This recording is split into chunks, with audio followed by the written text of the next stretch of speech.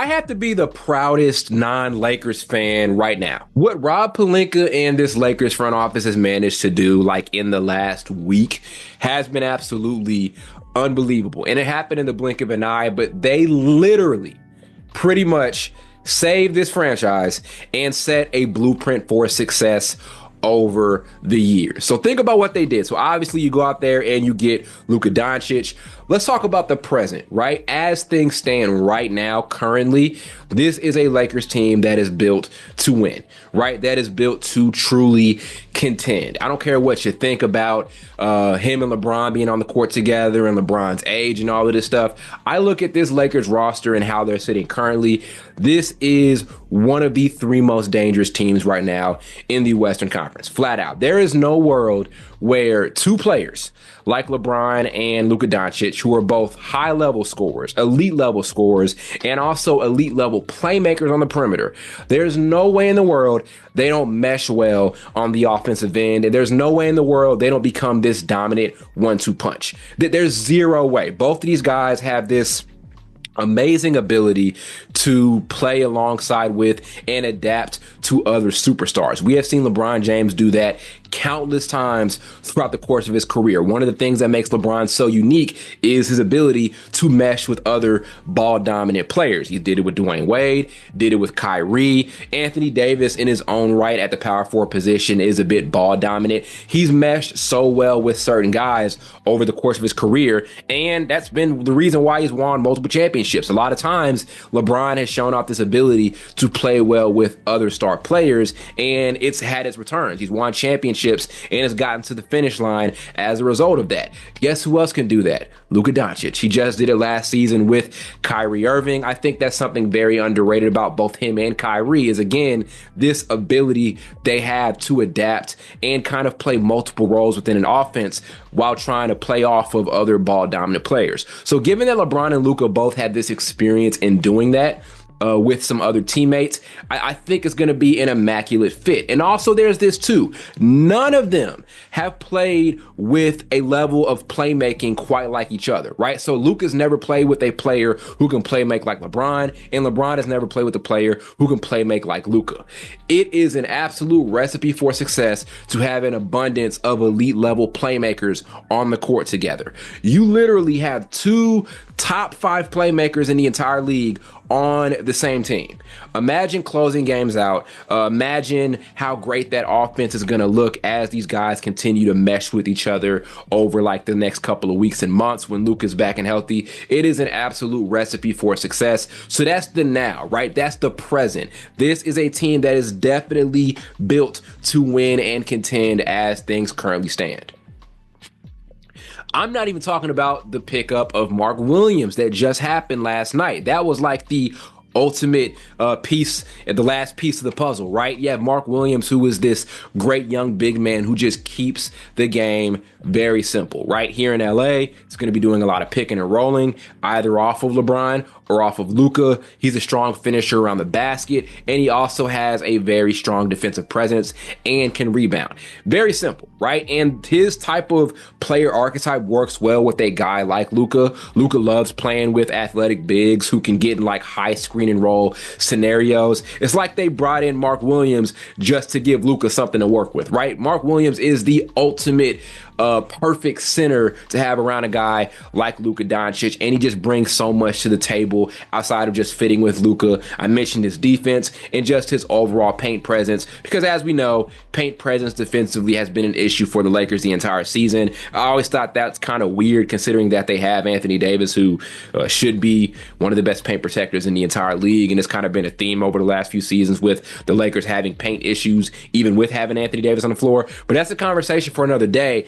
Either way, the Mark Williams pickup was absolutely huge. Again, that is the present. This team, as things currently stand, one of the best rosters right now in the Western Conference. This thing here, I would be very surprised if this thing doesn't work immediately, right? Success for this team, in my opinion, looks like either a deep run in the Western Conference Finals or an NBA Finals appearance. And I think this team is more than likely to make at least one of those two things happen come springtime. Not even thinking about Austin Reeves, who is having an amazing season, is just continuing to grow as an offensive player. And he may end up taking a step back in this offense. But one thing about Reeves is he can also play multiple roles within the offense. He can be like a second option guy. He can go into that third option sort of situation. He can lead a bench unit for sure. And I mentioned it before, also improving as a playmaker. So there are three above average playmakers that the Lakers are probably going to run late in games between Luka, LeBron James, and Austin Reeves. Now, defense is going to be a bit of a question, especially on the perimeter. I think their paint defense is going to be just fine, but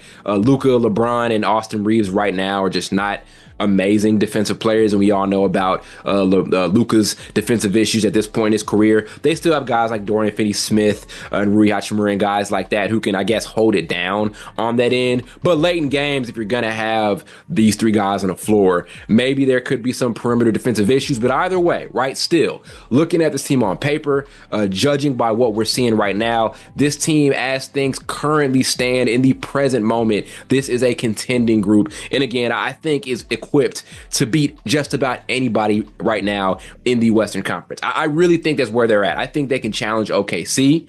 I think they can challenge a team like Denver. They can definitely challenge a team like Houston, who just lacks that general playoff experience from their best two guys in Jalen Green and Alperen Sengun. This Lakers team is built to make a lot of things happen. They've really disrupted, in my opinion, the progress of a lot of teams right now in the Western Conference. Like, seeing them build a team of Luka and LeBron James should piss off that OKC front office that's done a great job at home growing their talent. I'm not actually throwing them away and throwing them out the window and saying that they're not going to win. I'm not saying that yet, but this Lakers thing is something to watch. It's something to be very concerned about. Where OKC looked like the runaway best team in the Western Conference, now you have this. Now you have Luka playing alongside with LeBron, with a big man in the mix that helps them from a defensive standpoint and just fits their playing styles. Right now, the Western Conference should be completely worried about the Lakers. If you felt like the Lakers were a pushover as they were kind of floating around that fifth seed in the Western Conference, which isn't bad, but it isn't amazing. But if you felt like they were a pushover,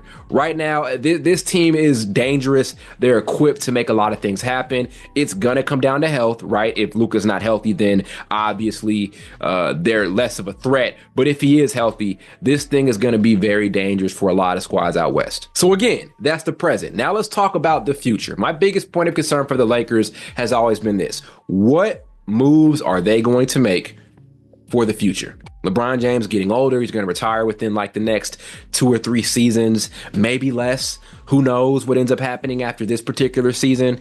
You also have Anthony Davis, who at that time, when he was on the team, is 32. He's not out of his prime. He's still playing great basketball, but you have to plan for the future, right? What are you going to do post LeBron James and Anthony Davis era? How much faith do you have in the idea of building around Anthony Davis as your next franchise guy? To see this Lakers squad and this Lakers front office make moves within the span of pretty much just 5 days, again, maybe less, and make these moves to really just secure their future and give Lakers fans the utmost confidence in the future blueprint. It's been amazing to see. Now, there's still going to be questions to answer in the offseason. Luka does have a contract situation that is coming up, but if the cards are played right and they have positioned themselves to be in good spots here and in good position here with Luka as far as his contract situation in the summer, if the cards are played right, you are so secured for the future, it doesn't make sense. How do you start off your post-LeBron James era with Luka Doncic? If they can sign him back in the summer, and I think it is a possibility, but you never know because we've seen things happen where maybe a star player who's like up for a contract situation in the coming summer, win a championship, and he'll leave. We saw that happen with Kawhi Leonard in 2019. So if they work that particular side of things out, again, you are looking at starting off the post LeBron James era with Luka Doncic, which means you can exit the LeBron James era, who's one of the greatest players of all time, immediately going back into title contention. Luka Doncic right now is one of those guys where it's like if he's on your roster with some solid enough pieces, you're a contender. He's gotten to the Western Conference Finals twice in his career. He did it once in 2022, and that wasn't like an all-star, super mega built roster. That was a good team, but that wasn't a team that was built to the nines to win a title. They had Jalen Brunson as their second best player, and he was amazing that season, but that wasn't a super team. Luka right now is one of those guys where if he's on your squad, you're a contender.